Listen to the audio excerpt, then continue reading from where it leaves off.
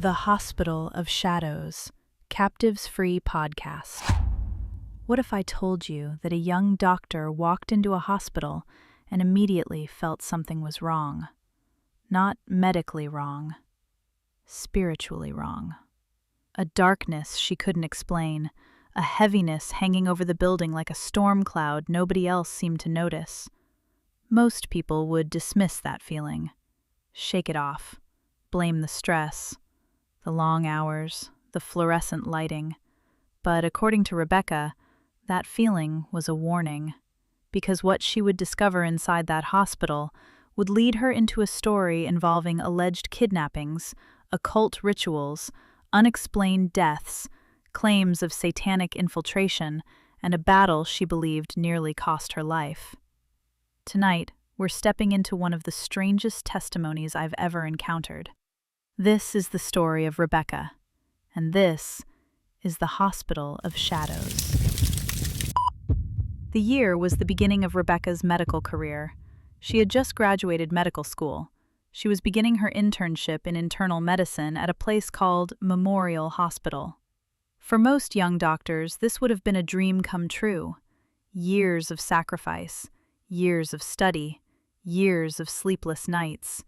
Now she was finally here. But from the moment she crossed the threshold of the hospital, she felt something she couldn't explain. Not fear, not anxiety, something darker. She later described it as a brooding presence, like something watching, waiting. The kind of feeling you get when you walk into an empty house and immediately know you're not comfortable there.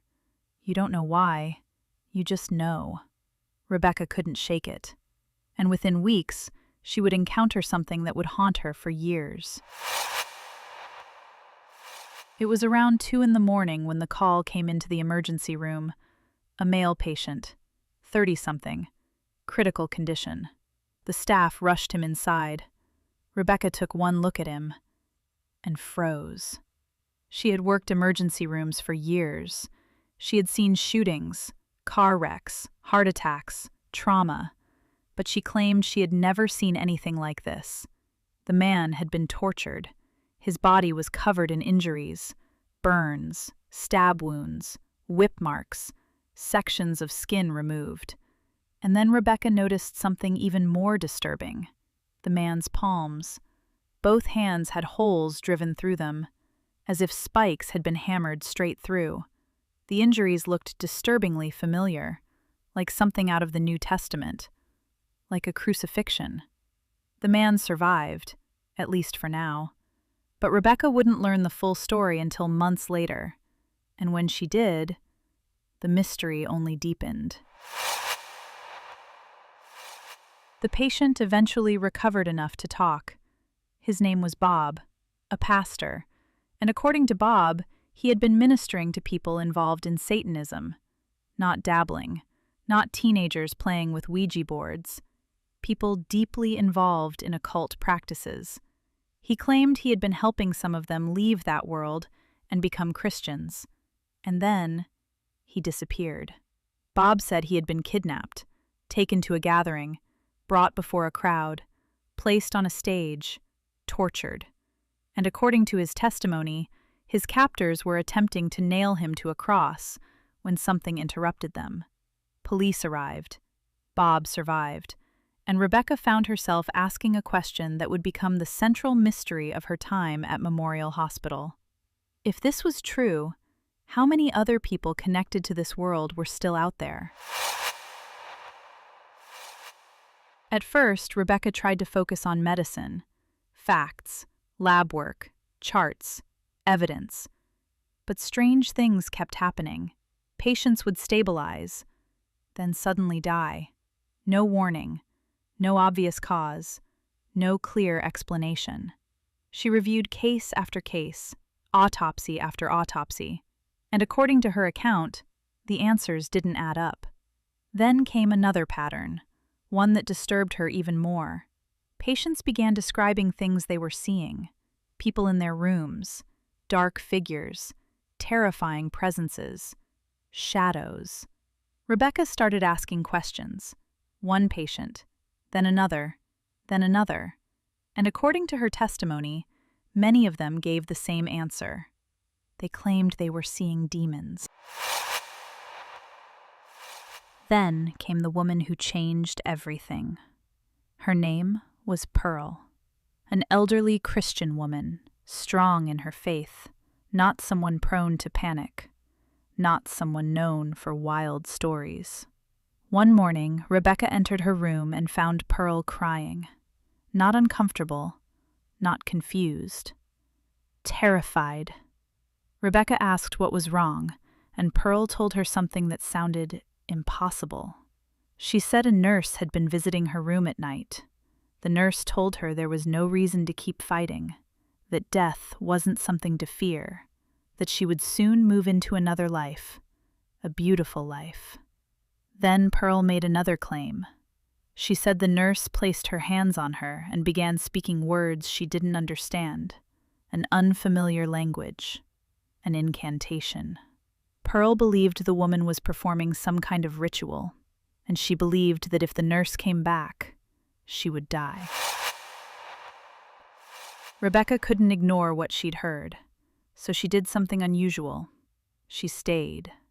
That night, she sat beside Pearl's bed, watching, waiting, expecting nothing, until something happened. Rebecca later claimed she felt an overwhelming force enter the room. Pressure, oppression, weakness, like something invisible was trying to crush her. She said it felt as though her strength was draining out of her body, as though some unseen force was trying to suffocate her spirit. Pearl felt it too. The two women joined hands and prayed, hour after hour, waiting for morning. Morning eventually came. Pearl survived. But the mystery was only beginning, because soon someone would come forward with information that would change everything. Another nurse approached Rebecca. We'll call her Jean. And Jean claimed she knew exactly who Pearl had been talking about. The nurse's name was Helen, and according to Jean, Helen was involved in occult practices. Jean alleged that Helen had once tried to recruit her, train her, initiate her. She claimed Helen spoke of spirits, mediumship, hidden powers, and she alleged that critically ill patients often deteriorated after encounters with her. Now let's pause here, because regardless of what anyone believes about the supernatural aspects of this story, this is the moment where the narrative shifts. The isolated incidents suddenly become connected, at least in Rebecca's mind. The tortured pastor, the reports of demons, the mysterious deaths, Pearl's testimony, Helen, the alleged occult network operating nearby. All of it suddenly seemed connected. Then the story takes its darkest turn, because Rebecca becomes the next victim, at least according to her account. As time passed, her health began to collapse. Her neuromuscular disease worsened dramatically. Doctors examined her. Specialists evaluated her. Nothing worked. Eventually, she was told she might be dying. She left the hospital, returned home, and prepared herself for the possibility that her life was ending. Then her pastor arrived. What he told her would change the direction of the entire story. He said he believed she wasn't simply sick. He believed she was under attack. That powerful occult practitioners were targeting her, that the battle she'd been fighting in the hospital had now become personal. Hundreds of people began praying, church members, pastors, elders, friends, day after day, night after night.